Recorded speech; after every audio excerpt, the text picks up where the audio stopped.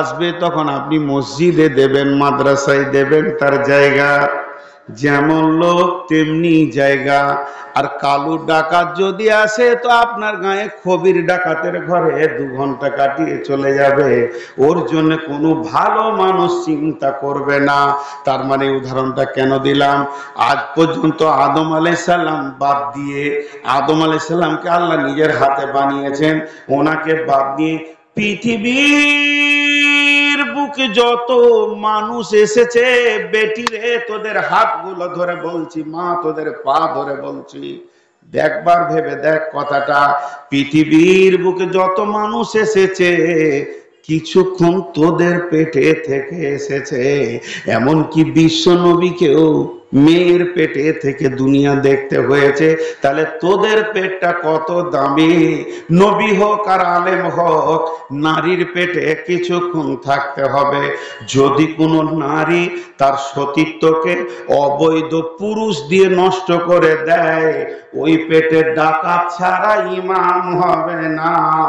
আর যদি কোনো নারী বুকে হাত দিয়ে বলে আমার সতীত্বের গ্যারান্টি আছে, শুধু ব্যবহার করা নয়, আমার দাঁতের চিরল দাঁতের হাসি দিয়ে আমি কাউকে এতটুকু আনন্দ দিইনি, হারাম পুরুষ আমার বডি দেখেনি, আমি নূর মোহাম্মদ গ্যারান্টি দিছি এখনো তোমার পেটে আল্লাহর ওলির জন্ম হবে।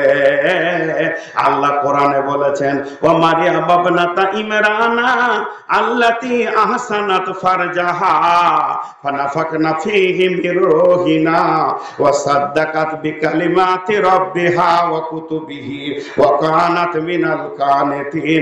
হে পৃথিবীর যুবতীর দল, ওরে আমার বেটির দল, তোরা তালগাছির লোকের বেটি লস, আমি নূর মোহাম্মদের বেটি, আমি তোদেরকে বেটি বলে বলছি। একবার মারিয়ামের দিকে তাকিয়ে দেখ, আল্লাহ বলছে সে সতীত্বের গ্যারান্টি দিয়েছে আমাকে, আর আমি তাকে নিয়েছি তার পেটের ভিতর থেকে ঈসাকে।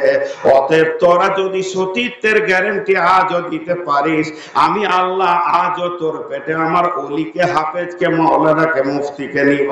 কিন্তু বেটির দল, সামান্য জিলেপির লোভে তুমি এই প্যান্ডেল থেকে বেরিয়ে গিয়ে চায়ের দোকানে দাঁড়িয়ে আছো। খালারে, তুমি জানো তোমার মূল্য কত?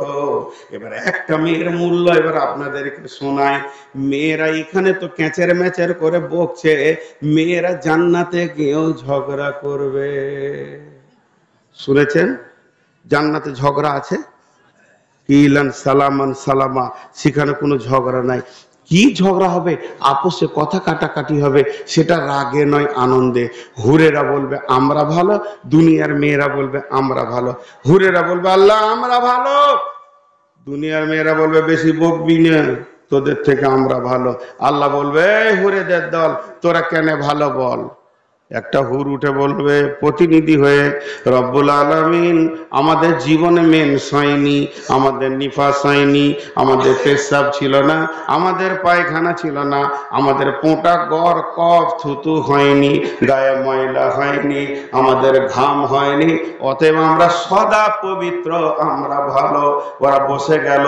এরপরে আমার আল্লাহ বলবেন, ও দুনিয়ার মেয়েরা তোমরা নিজেদেরকে ভালো বলছো তো কেন বলো? তাহলে এই মেয়েগুলি, আমার এই বেটিগুলি উঠে দাঁড়িয়ে বলবে, রব্বুল আলামিন আমরা নামাজ পড়েছি, ওরা বেনামাজি, আমরা তেলাওয়াত করেছি, জীবনে কোরআনের একটা অক্ষর বুঝে না। এই আল্লাহ আমরা রোজা রেখেছি, এরা রোজা রাখেনি। সর্বোপরি শেষ কথা, তোমার যত বান্দা আমাদের পেটের ফসল, হে আল্লাহ এমন তোমার আলেম, হাফেজ, কারি, মাওলানা আমাদের পেটের ফসল, আমাদের দুধ খেয়ে মানুষ হয়েছে। তোমার যত শহীদ সব আমাদের রক্তগুলো যা মাটিতে বয়েছে, ওর ভিতরে আমাদের দুধের ফোঁটা লুকানো আছে। হে আল্লাহ আপনি বিচার করেন, শুধু শহীদ আলেমদেরকে নয়, তোমার প্রিয় হাবিব নবী মুহাম্মদ পর্যন্ত আমাদের পেটের ফসল, আমরা নবী মুহাম্মদের মা। একটিবার হাদিসে নাই, কোরআনের নাই, তফসিরে নাই।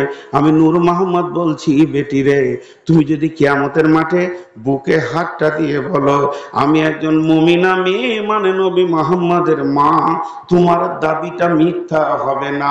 তাহলে তুমি শহীদের মা, তুমি আলেমের মা, তুমি হাফেজের মা, তুমি কারির মা। তোমার পেটে আসার জন্য কতজন রেডি হয়ে রয়েছে, আর তুমি সামান্য লুচ্চার ফিক হাসি দেখে কেন জিলাপির লোভে দাঁড়িয়ে আছো?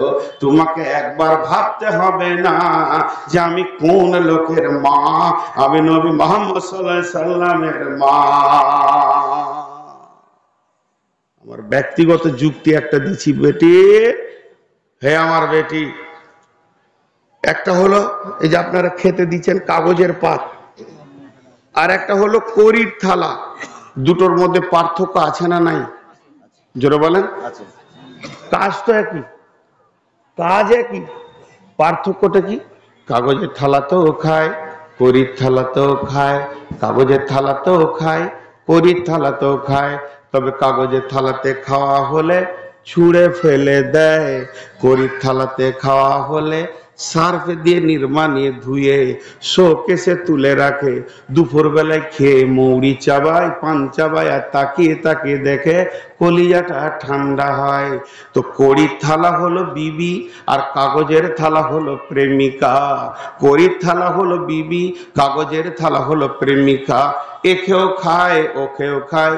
প্রেমিকাকে খাওয়া হলে চুড়ে ফেলে দেয়, বিবিকে খাওয়া হলে গোসল করে আবার বিছানার কাছে লাই।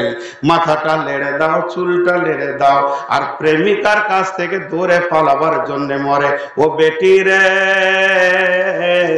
প্রেমিকা হতে যেও না, কাগজের থালার মতো ব্যবহার করে ছুঁড়ে ফেলে দেবে। বরং তুমি মা বাপের অপেক্ষা করো, নিশ্চয়ই তুমি কারো কড়ির থালা হবে, তার বিছানায় থাকবে, শোকেসে থাকবে। অতএব জ্ঞানের কথা বলে গেলাম। আল্লাহর নবী বলেছেন যৌবন একটা বড় নিয়ামত। আমি যে যে কাজে লাগাতে বলেছি, নারী আর পুরুষ কোরআন ও হাদিসের মতে যদি যৌবনটাকে আল্লাহর রাস্তায় লাগিয়ে দেয়, লাভ কি হবে? ওরা সাবানা শাফি ইবাদাতিল্লাহ সাবাতুন ইদুল্লাহুমুল্লাহু ফি দিল্লিহি ইয়াউমুল্লা দিল্লা ইল্লা দিল্লাহু। 7 শ্রেণীর লোক আল্লাহর আরশের ছায়াতে থাকবে। ওর মধ্যে ওই যুবক যুবতী যে যৌবন কালটা অপক্ষয় করলো না, বরং আল্লাহ এবং রসুলের হুকুমে চালালো। রসুলের ওসিয়ত কয়টা? জোরে বলে না কয়টা?